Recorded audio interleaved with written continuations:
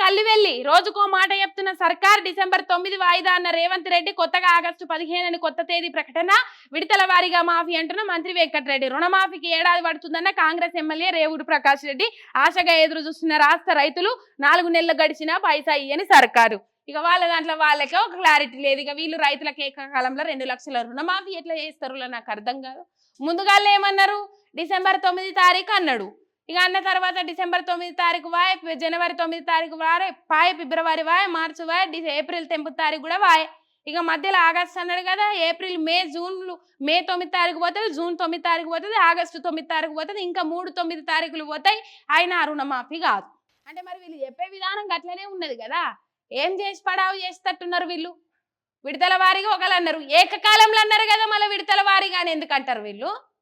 35,000 కోట్లు కావాలి వీళ్ళకి ఇప్పుడు రుణమాఫీ చేయాలంటే వీళ్ళకి కిస్తీలకే పైసలు లేవని చెప్పుకుంటారు 35,000 కోట్లు ఏడికెళ్ళి తెస్తారు ఇది ఎన్నికల సప్పుడు కాదు తాటాకు సప్పులు కావా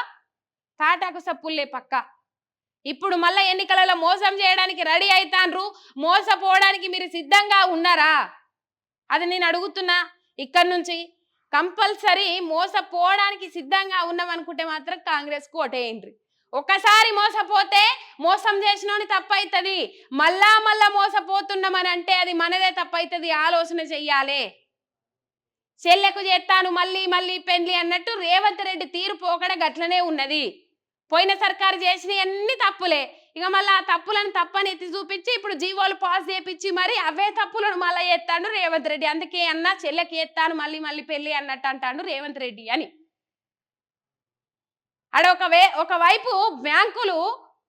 ముక్కు విండి వసూలు చేయాలని చెప్పేసి ఆదేశాలు జారీ చేస్తా ఉన్నాయి కాళ్ళేళ్ల పడ్డ రైతులను కనికరిస్తలేరు ఇక్కడనేమో వీళ్ళు మొత్తం మీద టైం పాస్ రాజకీయాలు చేస్తా ఉన్నారు తేదీలు మార్చుకుంటా అవలేగా ఏళ్ల మీద ఇది వీళ్ళకున్న రైతుల మీద ప్రేమ